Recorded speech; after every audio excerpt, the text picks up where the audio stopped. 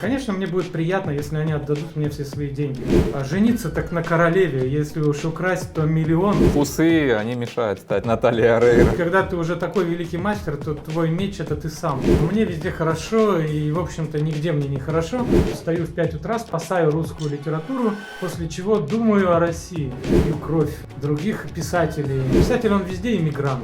Я не знаю, с чем это связано. Их воруют. Нет совсем таких сволочей. Просто есть слабые, запутавшиеся люди, один из которых я. Пришел на интервью с большим плюшевым медведем. Написал открытое письмо, что я больше не участвую в премии национальной бестселлер.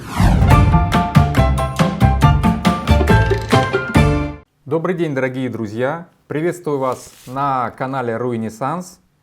Сегодня у нас последний выпуск в 2021 году. И я очень рад, что сегодня у меня в гостях, находясь при этом на далеком расстоянии, но при этом близко, замечательный русский писатель Владимир Лорченков. Владимир, добрый день. Здравствуйте, Павел. Большое спасибо за приглашение. Большое спасибо за лестные слова. Надеюсь, что я замечательный. Надеюсь, что я русский, и надеюсь, что я писатель. Очень приятно вас увидеть, и спасибо за внимание. Я предлагаю разбить нашу беседу на несколько таких блоков. И первый блок я назвал, первую часть я назвал «Сравнительные жизнеописания», почти по Плутарху. Александра Пушкина называют солнцем русской поэзии. А каким небесным телом является Владимир Лорченков для русской прозы? Опять же, спасибо за то, что вы меня упомянули в таком лесном для меня соседстве. Но если бы я сравнивал с каким-то веществом, то я бы сравнил с планетой Земля в первые несколько миллионов лет ее существования. То есть это что-то, что формируется, полное ядовитых там каких-то газов, полное каких-то веществ, вспышки, магма, лава, что-то не устоявшееся, что-то еще формирующееся, и что-то весьма притягательное и, возможно, опасное, в том числе для самого себя. Спасибо. Иван Бунин эмигрировал после революции и не питал теплых чувств к новому общественному строю.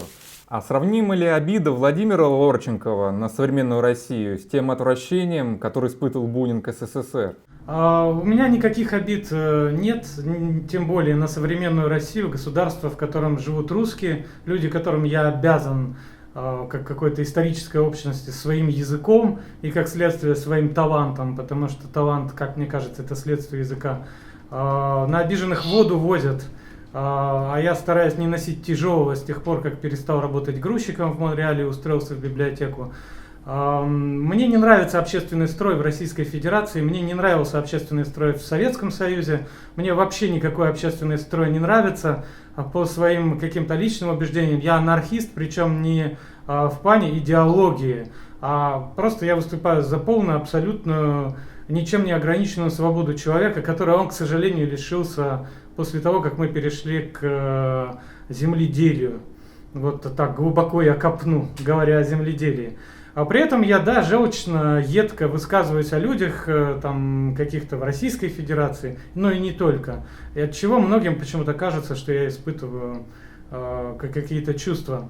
Нет, я их не испытываю, я давно очень не был в России, я не знаю, что там происходит в целом. Для меня это образ, это небесный Иерусалим, это вот что-то как для александрийского еврея, который никогда не был в Палестине, который все равно хочет восстановления храма, потому что вот ему так хочется, и мне так хочется. Моя Россия всегда со мной, это русский язык, это русская культура, это писатели, в том числе Бунин, которого я очень люблю, хоть он и был желчный дурак, потому что многое...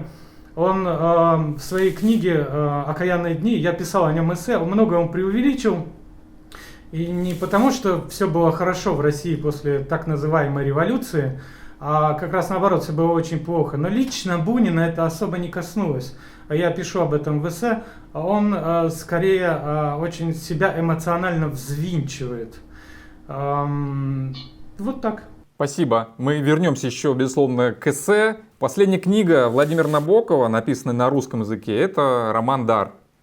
А может ли однажды произойти так, что вы напишете роман на русском языке, он будет последним, который напишет на русском языке, и вы перейдете на французский и станете французским писателем. Нет, такого никогда не случится. Я нашел себя в переводах в последнее время. Я с удовольствием перевожу книги различных французских писателей середины 20 века, на мой взгляд, великих: Пьера Дрио Ларошеля, Люсьена Ребате, Пьера Антуана Кусто. Я не думаю, что владею языком на таком уровне, чтобы писать. Да, хотя я пишу небольшие в последнее время рассказы на французском языке. Правильнее сказать, я их перевожу сам для себя с русского на французский. Я не аристократ, как Набоков, каким был Набоков. Я не рожден в двуязычной семье, в трехязычной на самом деле, франко-англо-русской. Я достаточно скромен и никогда не буду претендовать на то, чтобы написать что-то на французском языке. Хотя, наверное, мог бы, вот особенно тут в Квебеке, я знаю, несколько есть писателей, которые перешли на французский язык. Но это довольно примитивный, простой язык. Я не хочу писать на французском так, как пишет там, мадам Ехина на русском. Вы знаете, ну нет.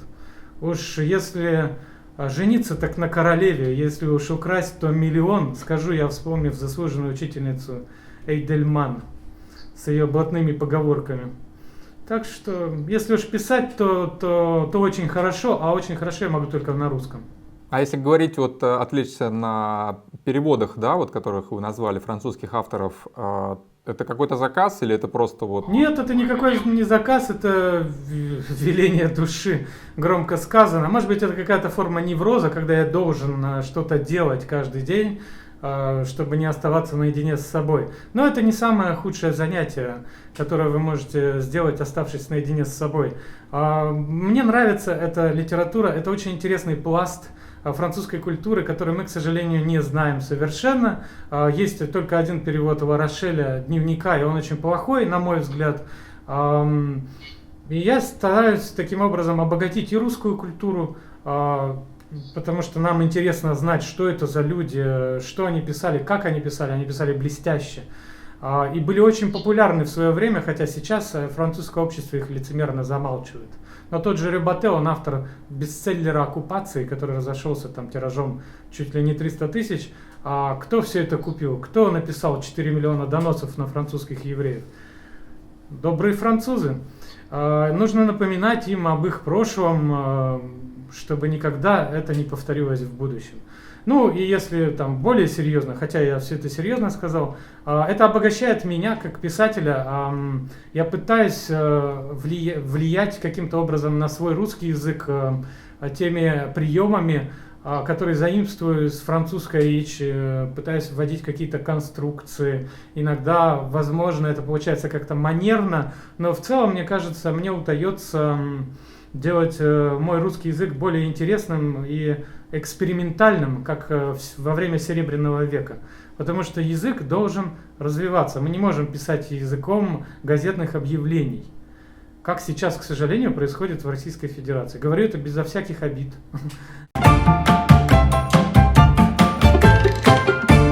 Ну, то есть вы пытаетесь создать язык, как бы отталкиваясь от первоисточника, он вам помогает обогатить русский язык. Как бы подсматриваете, да, немножко? Я пытаюсь развить язык. Пушкин, он ведь не создал русский язык из ничего. До него как жили люди, которые на каком-то языке там разговаривали. Но сейчас мы говорим и пишем на языке Пушкина. Писатель должен владеть языком, как японский самурай мечом.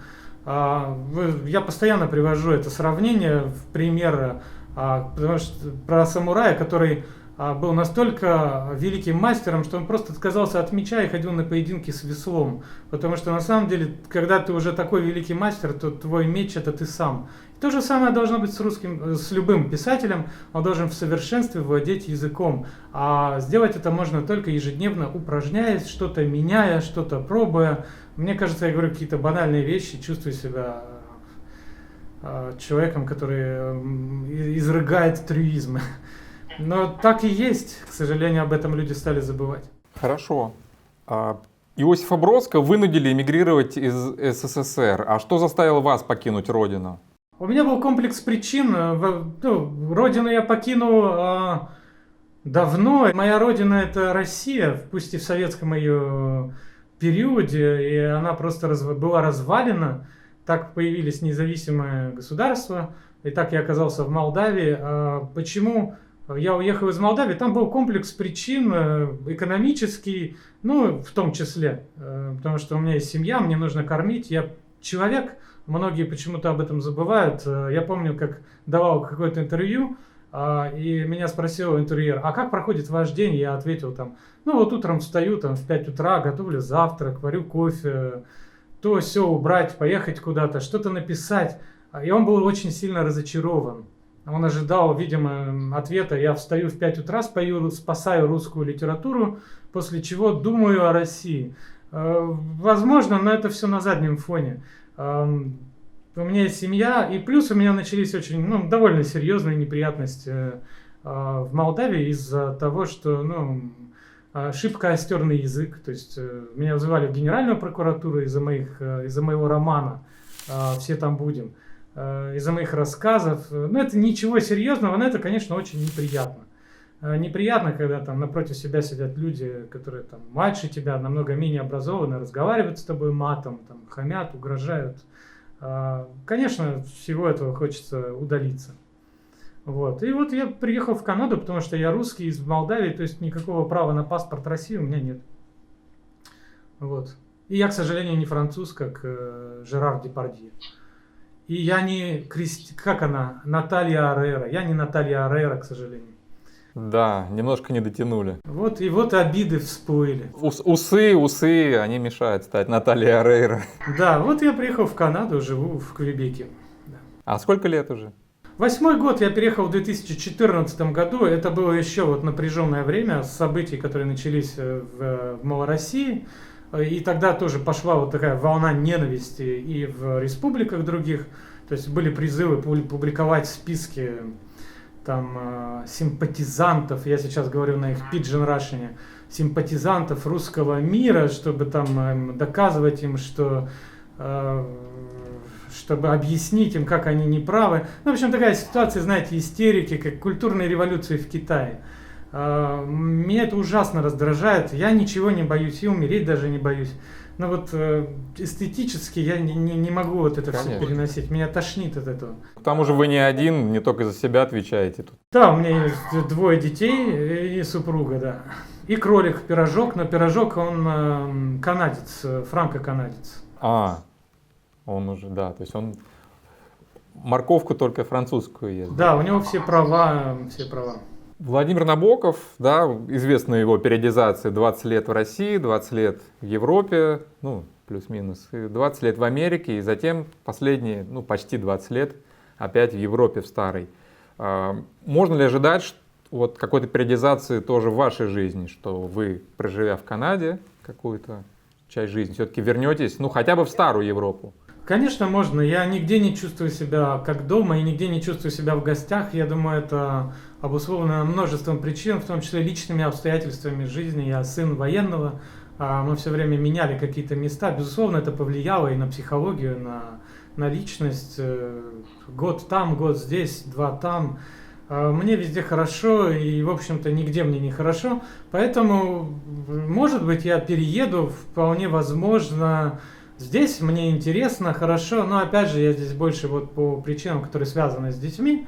Как писателю мне по большому счету в Канаде делать нечего, но мне и в Молдавии было делать нечего как писателю, потому что, кому нужен русский писатель там в Канаде или в Молдавии? Я не знаю, кому он в России нужен. Писатель, он везде иммигрант. Поэтому, конечно, меня старая Европа больше привлекает, как, и, наверное, любого другого культурного человека, потому что, это все-таки Сибирь, Канада — это Сибирь. Место, куда люди едут, там, заработать денег, пожить, а уже на старости лет вернуться куда-то в другое место. Может быть, все это просто смешные планы, и на самом деле я умру здесь, мой пепел развеют над Сен-Лораном. Не знаю, но я не привязан ни к никакой стране, кроме России, но к России я привязан душой, и душой я привязан к духовной России. Еще и к Молдавии, которая часть России, не как государство, а как территория, скажем так, да? Да, конечно. Некое такое поле общее. Да, но если есть вариант поселиться там, где жил Набоков последние 20 лет своей жизни, то я всегда готов. Тогда вопрос касательно Набокова. Он написал суперскандальную книгу, которая принесла ему, наконец, заслуженный материальный достаток. Он смог расслабиться, оставить этих дурных студентов всех, которые изучали там Толстоевского и так далее, и просто жить в свое удовольствие. А пытаетесь ли вы, вот как Набоков, написать такую расчетливую книгу вот, с прицелом на скандал, успех, как бы просчитать успех и поймать эту птицу? Ну, я думаю, мы должны начать с того, что Владимир Владимирович не так уж сильно и мучился в колледже.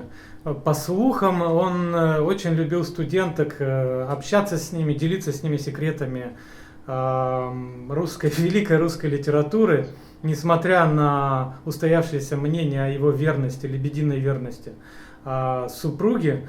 Так что, думаю, он испытывал некоторое сожаление и горечь, покидая колледж.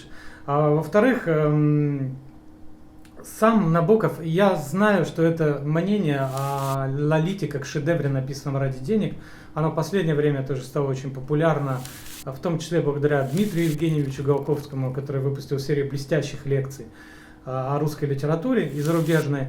Я не думаю, что он писал для того, чтобы заработать какие-то бешеные деньги.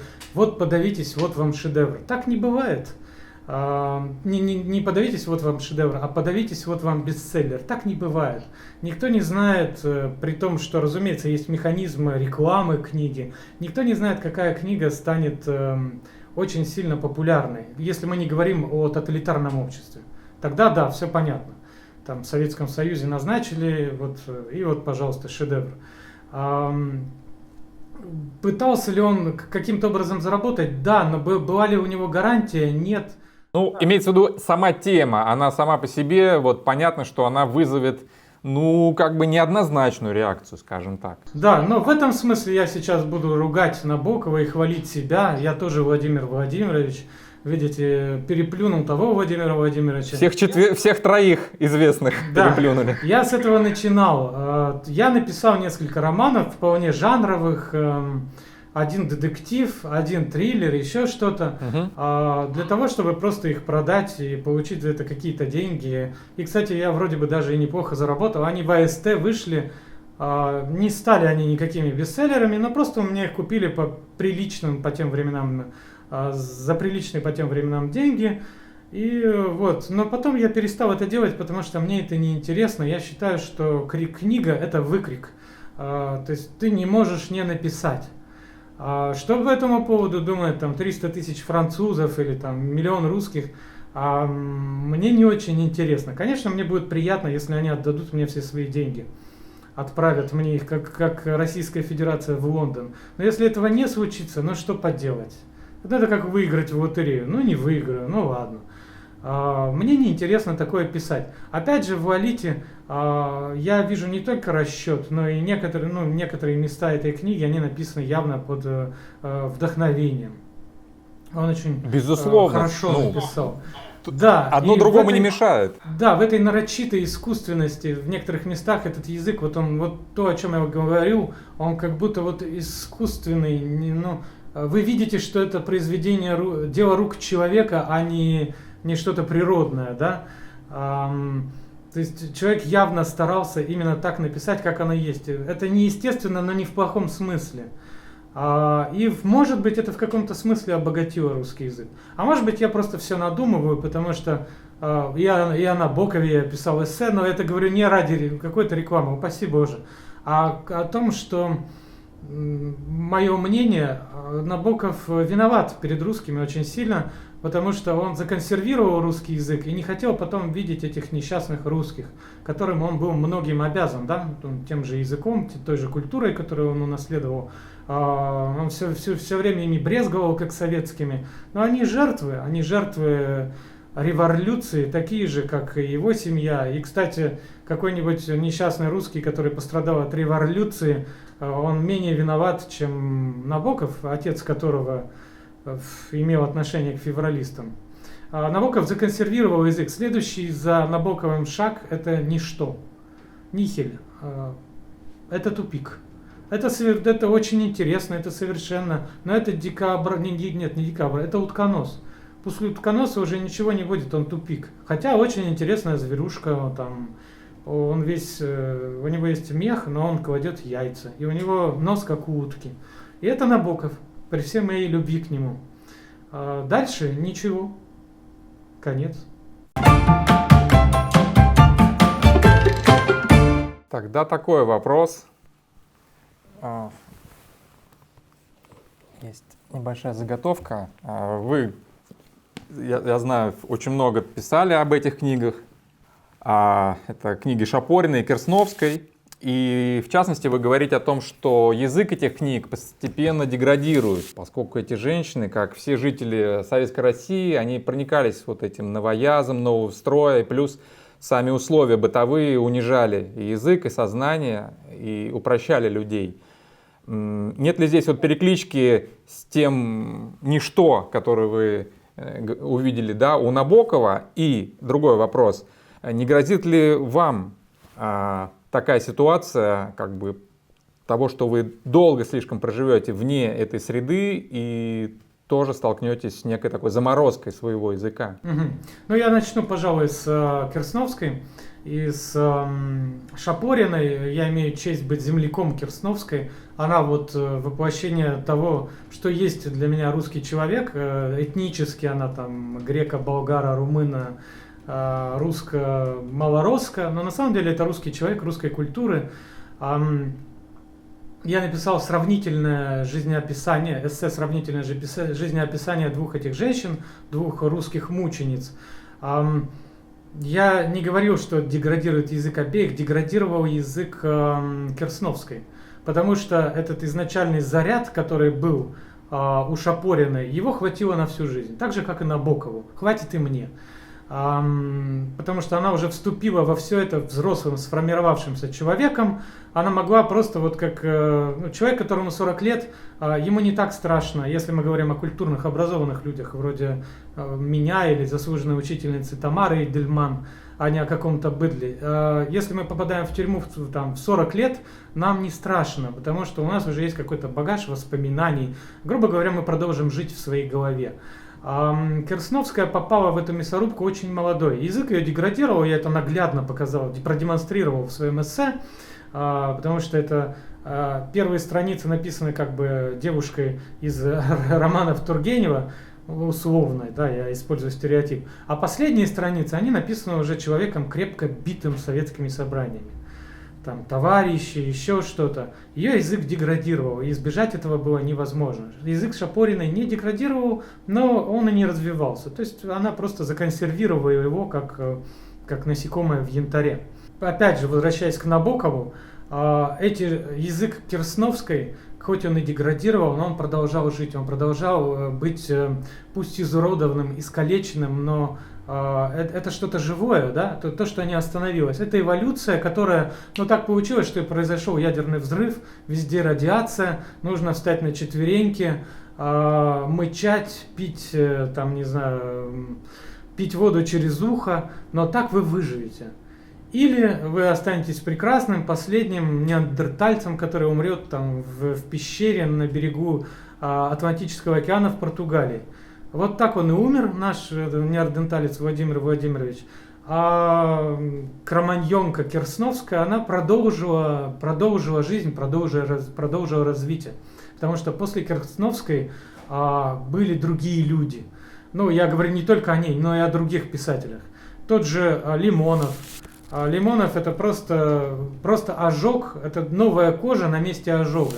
Да, она розовая, да, она некрасиво выглядит, да, она отвратительно, я говорю о текстуре.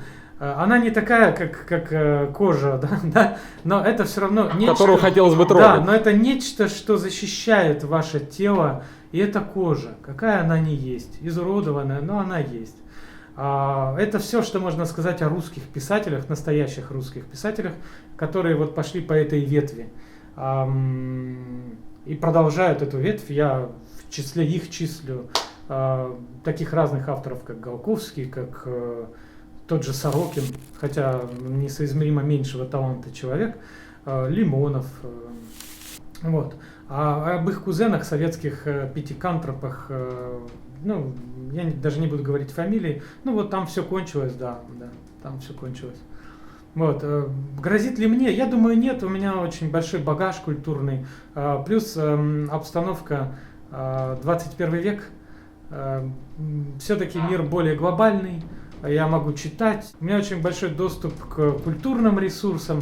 Поэтому, да, мой язык будет оскудевать, стал бы оскудевать, потому что деградирует язык в общем. Русский язык, к сожалению, из-за вот этой пиджинизации всех языков. Это то, что называется инклюзивным языком сейчас, инклюзивным письмом, или как-то оно так на их птичьем языке, хотя я зря обидел птиц. Ну вот это, я эти фразы на любом языке читаю, они как будто сделаны под копирку вот в одном месте. Вот это токсичная проработка травмы, они даже звучат одинаково. И пусть это написано на французском. Мне кажется, это с английского калька. Да, но они на самом деле уничтожают и английский язык, потому что они начинают употреблять слова не в их точном значении. Примерных, приблизительных значениях. Да, и это случай урода, который пьет чай из сита, или который, наоборот, пытается просеять муку через кастрюлю, потому что он не знает, как использовать предмет, потому что он называет его неточным словом. Это оскудение языка, оно происходит, и чтобы его не случилось со мной, я много читаю, много перевожу, много пишу. Хотя в разговорной речи, конечно, я буду постепенно деградировать, это неизбежно. Потому что у меня небольшой круг общения на русском языке, да и вообще я не великий оратор, и никогда им не был. Нет, мне кажется, очень хороший и приятный собеседник в любом случае, поэтому я... Это потому что я конформист. Понятно. Но это хорошее качество, оно спасительно в каком-то смысле, благотворно для вас. Владимир, такой вопрос. Высокоценимый вами Захар Прилепин опубликовал биографию Сергея Есенина в серии ЖЗЛ. А если бы вам предложили написать книгу для ЖЗЛ, кого бы вы выбрали в качестве героя? Я не знал, что Евгений написал книгу про Есенина. Мои поздравления Есенину, мои поздравления Евгению. Захар, прошу прощения, просто все время разные имена мелькают, и я не знаю, какое выбрать. Я, к сожалению или к счастью, не читал этой книги, и поэтому не могу ее судить. Исходя из презумпции невиновности, допустим, что это очень хорошая книга. А о ком бы я написал? Да, любому из русских писателей. Я их всех очень люблю. Мне кажется, что каждый из них достоин глубокого интереса. И мне кажется, я это делаю. Я пишу сборник эссе о русской литературе, который я вряд ли когда-нибудь закончу при жизни, потому что мне страшно его заканчивать. У меня были мысли поставить точку вот на Голковском. Пока что из живых это вот самый значительный, да, русский писатель. Но я понял, что поставить точку значило бы поставить точку вообще, а мне этого не хочется. Мне кажется, я тешу себя такой нелепой, тщеславной, может быть, ребяческой мыслью, что вот пока я пишу этот сборник эссе о русской литературе, она существует и она не закончена. Поэтому я никогда не закончу. Всегда есть какие-то удивительные новые детали, всегда можно что-то найти. Кто из них мне ближе, чтобы я написал о нем книгу? Наверное, Лермонтов, но как раз, может быть, это и сыграло бы отрицательную роль, потому что мы, как мне кажется, два похожих по характеру человека, и вряд ли бы я смог его понять. Или наоборот, слишком бы хорошо понял и не смог бы трезво судить.